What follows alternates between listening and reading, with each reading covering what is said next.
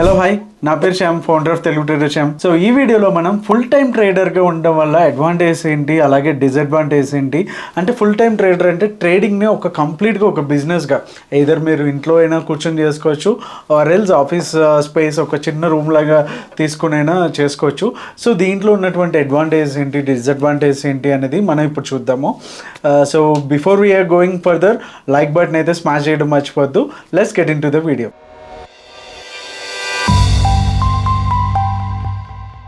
So మనందరికీ తెలిసిందే, trading కూడా వేరే బిజినెస్ లాగే ఇది కూడా మంచి హైలీ ప్రాఫిటబుల్ బిజినెస్. ఓకే, దీంట్లో ఉన్న డిసడ్వాంటేజెస్ కూడా చెప్తాను ఖచ్చితంగా. అండ్ గుడ్ ఆర్ఓఐ అనేది, రిటర్న్ ఆన్ ఇన్వెస్ట్మెంట్ అనేది మనకి ట్రేడింగ్లో చాలా వరకు సాధ్యమే అని చెప్పొచ్చు.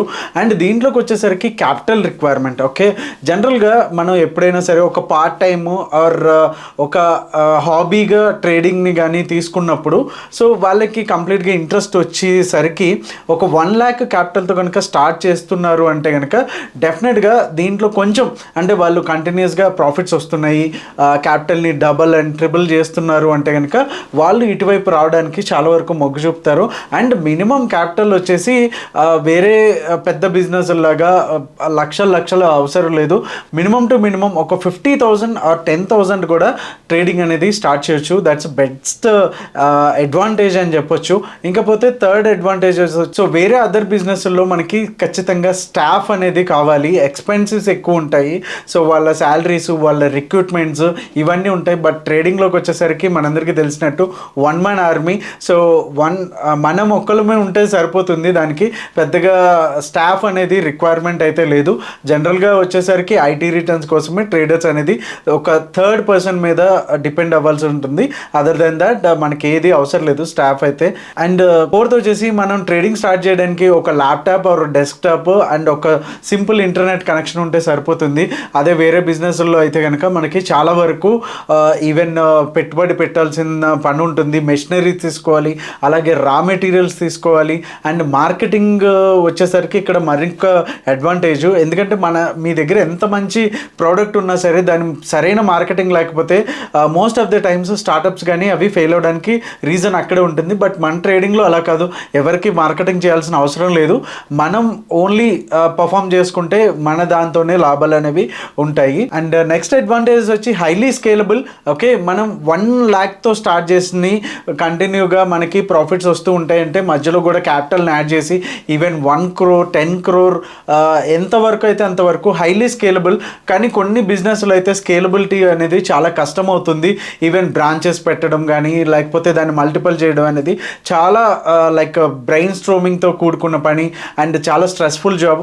ఇదైతే మాత్రం ఒకసారి మీరు ప్రాఫిటబుల్గా ఉన్నారు, మీ స్ట్రాటజీ అండ్ మీ వే ఆఫ్ ట్రేడింగ్ అనేది మీకు మంచిగా సూట్ అయింది, ఈజీగా ఉంది అనుకుంటే కనుక ఈజీగా మనం స్కేలబుల్ అనేది చేయొచ్చు. నెక్స్ట్ బిగ్గెస్ట్ అడ్వాంటేజ్ వచ్చి ఫ్రీడమ్. ఓకే, సో నాకు తెలిసి చాలా ట్రేడర్స్ వచ్చేసి వారానికి 5 ట్రేడింగ్ డేస్ ఉంటే 2 days or else only expiry day రోజున మాత్రమే ట్రేడ్ చేసుకొని వాళ్ళ మిగతా పర్సనల్ సైడ్ బిజినెసెస్ కానీ లేకపోతే వేరే పర్సనల్ లైఫ్ని ఎంజాయ్ చేస్తూ ఉంటారు.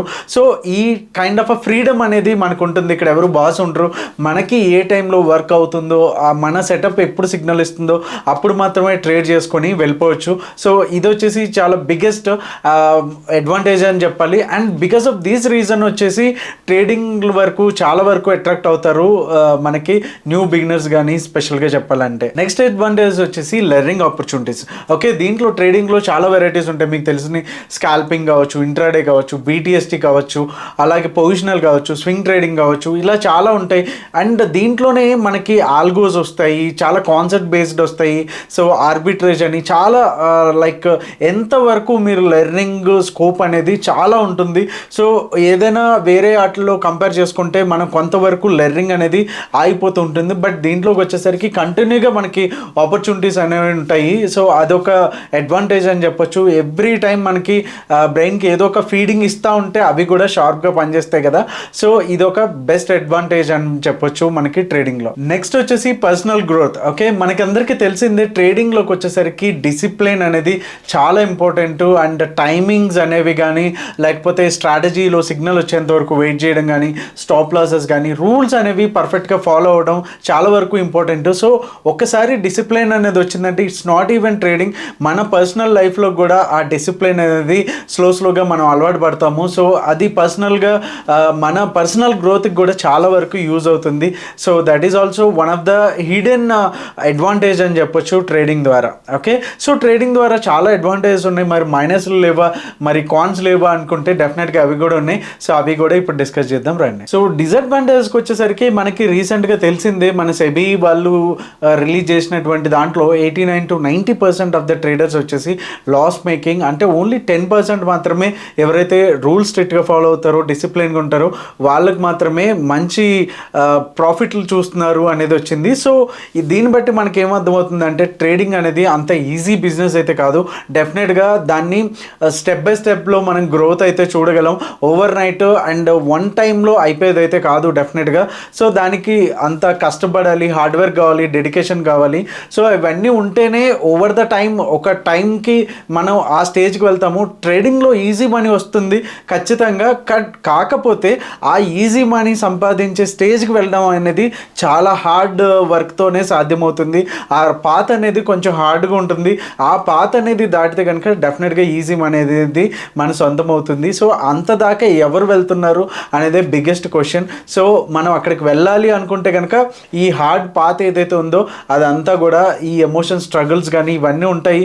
ఇవన్నీ దాటుకొని వెళ్తేనే అక్కడి వరకు వెళ్ళగలరు. So that's a reason only 5 to 10% of the people only మనకి ఓవరాల్గా పర్ యానం వచ్చేసి ప్రాఫిటబుల్గా ఉన్నారు, లేకపోతే అది కూడా సాధ్యమైతే కాదు. Okay, so these the one of the biggest disadvantage or minus అని చెప్పొచ్చు ట్రేడింగ్లో. నెక్స్ట్ వచ్చేసి డీసెంట్ క్యాపిటల్. ఓకే, ఒక ఫుల్ టైం ట్రేడింగ్ అవ్వాలి అనుకుంటే కనుక it's just like other businesses only. Okay, దాంట్లో మీరు ఎంతైతే బిగ్ క్యాపిటల్ పెడతారో, అంటే లైక్ 1 lakhతో మనకి పర్ యానం వచ్చేసి 30-40% రిటర్న్స్ మనం సంపాదిస్తున్నాం అంటే విచ్ ఇస్ గుడ్. ఓకే, 1 lakhకి 30-40,000 విచ్ ఇస్ గుడ్. బట్ 30-40,000తో మీరు దాంతో లైవ్లీహుడ్ని చేయగలరా, మనం దాంతో బతకగలమా అంటే డెఫినెట్గా that's a biggest question mark. So మనం లైఫ్ స్టైల్ దాని మీద వచ్చే ఆదాయంతో బతకాలి అనుకుంటే కనుక ఖచ్చితంగా మనకి డీసెంట్ క్యాపిటల్ అనేది ఖచ్చితంగా ఉండాలి. సో 1 lakhతో మనం వచ్చే దాని రిటర్న్స్తో బతికేద్దామంటే అది అయ్యే పని కాదు. పార్ట్ టైమ్గా యూ కెన్, బికాజ్ అది సరిపోతుంది. 30-40-50% వరకు రిటర్న్స్ కూడా సాధించే వాళ్ళు ఉన్నారు. సో అది సరిపోతుంది. బట్ దాని మీదే కంప్లీట్గా లైఫ్ డిపెండ్ అవ్వాలంటే ఖచ్చితంగా మీకు మంచి క్యాపిటల్ అనేది కావాలి. లైక్ ఒక 20 lakhs ఆర్ 40 lakhs అలా ఖచ్చితంగా కావాలి, దాని మీదే డిపెండ్ అవ్వాలనుకుంటే. సో ఇది వచ్చేసి బిగ్గెస్ట్ డిసడ్వాంటేజ్ అని చెప్పొచ్చు ట్రేడింగ్లో. సో నెక్స్ట్ డిసడ్వాంటేజెస్ వచ్చేసి hard work and discipline. Like intraday వాళ్ళు అయితే కనుక ప్రీ మార్కెట్ అనాలిసిస్ అవన్నీ చేయాలి. లైక్ మార్నింగ్ 9:15కి మార్కెట్ ఓపెన్ అవుతుంది, 3:30కి క్లోజ్ అయిపోతుంది. బట్ దాని తర్వాత కూడా మనం వర్క్ చేస్తేనే మన స్కిల్ని రెగ్యులర్గా అప్డేట్ అనేది చేయొచ్చు. లేదు అప్పటికప్పుడే చేసుకోవాలంటే కనుక మనకు అంత పర్టికులర్గా ఎడ్జ్ అనేది రాదు.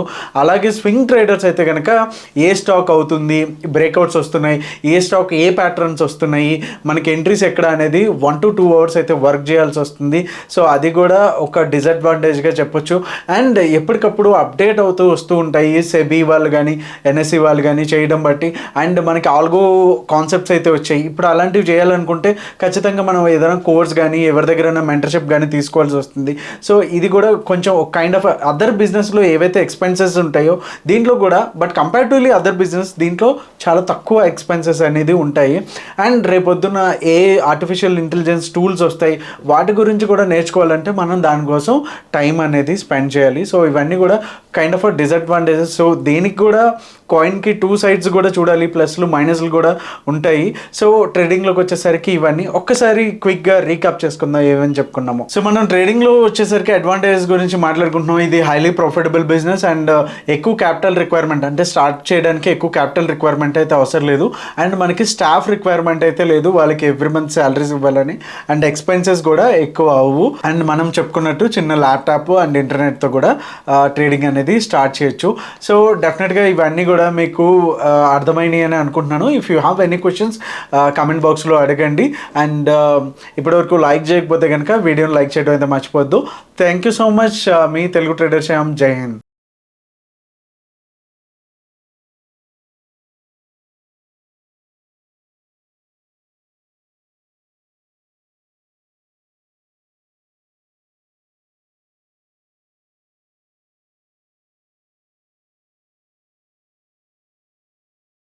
Investment in securities market are subject to market risks. Read all the related documents carefully before investing. Please read the risk disclosure documents carefully before investing in equity shares, derivatives, mutual fund, and or other instruments traded on the stock exchanges.